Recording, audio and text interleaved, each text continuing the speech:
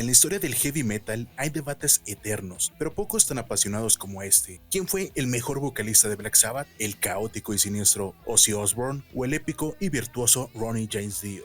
Pocos duelos han sido tan intensos y trascendentales. Ambos vocalistas redefinieron el sonido de Black Sabbath en dos etapas completamente distintas, dejando huellas profundas, pero también rencores, declaraciones cruzadas y una rivalidad que dividió a fanáticos durante décadas. Lo que comenzó como una transición creativa se convirtió en una batalla de egos, estilos y legados.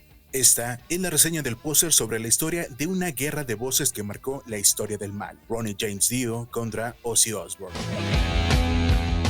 Ambos marcaron épocas distintas dentro de la misma banda, redefiniendo su sonido, estética y dirección. No fueron rivales por elección, lo fueron por destino. Ozzy fue el alma original de Black Sabbath. Con él surgió un nuevo lenguaje musical, un sonido que hablaba de calles grises, miedo existencial y locura cotidiana. Con discos como Black Sabbath de 1970, Paranoid del mismo año y Master of Reality de 1971, Ozzy ayudó a cimentar el heavy metal como género. Su voz no era perfecta, pero tenía un magnetismo brutal. Era como escuchar un espíritu poseído por riffs demoníacos. Sin embargo, su comportamiento fuera del escenario comenzó a deteriorarse a fines de los 70s. Entre drogas, desapariciones, conflictos con Tommy Iommi y sesiones de grabación fallidas, la banda ya no podía más. La ruptura llegó en 1979. Ozzy fue despedido y para algunos fue un sacrilegio, para otros una necesidad. Cuando Ronnie James Dio llegó a Black Sabbath en 1980, la banda parecía acabada, pero su voz, su dirección precisa y sus letras místicas cambiaron todo.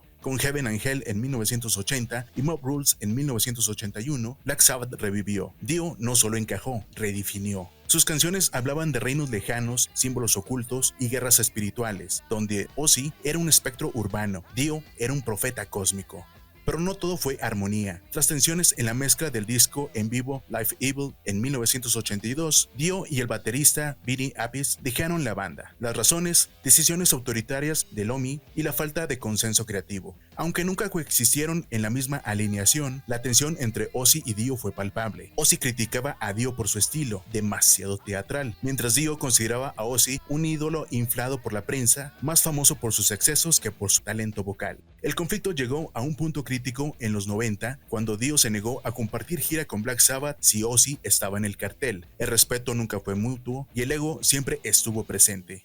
Tras salir de Black Sabbath, Ozzy lanzó Blizzard of Oz en 1980 con Randy Rhoads y desde ahí no paró. Diary of Madame, Dark of the Moon, No More Tears, hasta llegar a Patent No. 9 en el año 2022. Ozzy se reinventó como ícono cultural, no solo musical. Fue el primer metalero en tener un reality show y llenar estadios por generaciones. Su estilo evolucionó del heavy metal tradicional al metal más comercial sin perder su esencia obscura. Tras su salida en 1979, muchos pensaron que Ozzy y Black Sabbath jamás volverían a cruzar caminos, pero el metal, como en el infierno, nunca cierra del todo sus puertas. Lo que siguió fueron reencuentros esporádicos, caóticos, nostálgicos y finalmente épicos. El legendario festival benéfico Ozzy reunió por primera vez en años a Iommi, Butler y Ward para interpretar clásicos como Paranoid. Fue breve pero simbólico. A pesar de que Dio aún no era oficialmente el vocalista, en ese mismo año grabaron The Humanizer. La aparición de Ozzy dejó claro que el fantasma del pasado seguía presente. Tras una breve era, Dio con The Humanizer, Ozzy fue considerado para el regreso definitivo, pero las fricciones personales persistían. En el año de 1997, finalmente se concretó una reunión con la formación original, que incluyó una gira mundial con gran éxito comercial, el álbum en vivo Reunión de 1998, con dos temas inéditos, Psycho Man y Selling My Soul. Esto marcó el regreso formal de Ozzy como voz oficial de Black Sabbath. Mientras Ozzy retomaba su lugar en Black Sabbath, Iommi también mantenía vivo el legado con Dio bajo el nombre Heaven and Hell. Aunque ambos proyectos coexistieron sin confrontaciones abiertas, la división de la marca Sabbath entre épocas avivó los debates. Para algunos, Sabbath era Ozzy y punto. Para otros, Dio había hecho una versión más metalizada y seria de la banda. La muerte de Dio en el año 2010 cerró ese capítulo, pero no terminó el viaje. En el año 2013, Black Sabbath lanzó su último álbum de estudio, 13, con Ozzy al frente, aunque el baterista original, Bill Ward, no participó por disputas contractuales. El disco fue un éxito comercial y de crítica. Producido por Rick Rubin, 13 fue el regreso de las raíces del doom. Aunque algunos lo vieron como predecible, para muchos fue el cierre perfecto de un ciclo iniciado en 1970.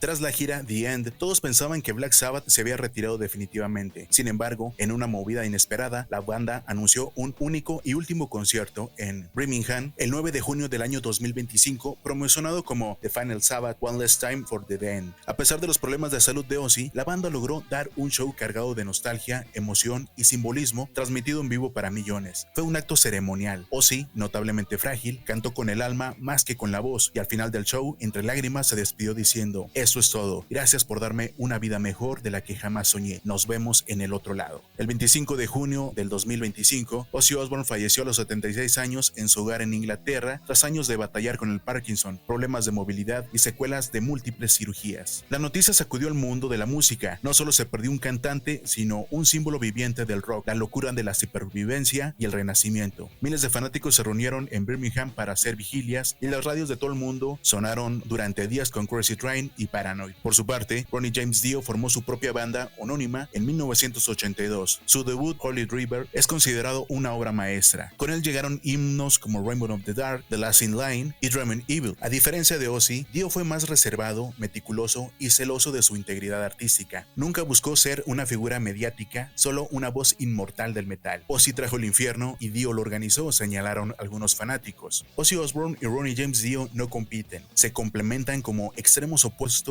de una misma entidad, Black Sabbath. Ozzy fue obscuridad primal, Dio fue la mitología sagrada. Ambos fueron gigantes, ambos fueron necesarios y ambos, a su modo, fueron irreemplazables. Cuando Dio murió en el año 2010, Ozzy declaró: "Ronnie es una de las mejores voces del metal. Respeté su talento, aunque fuimos tan distintos. El respeto, aunque tardío, fue inevitable, porque en el metal la grandeza siempre encuentra su eco, incluso entre las sombras".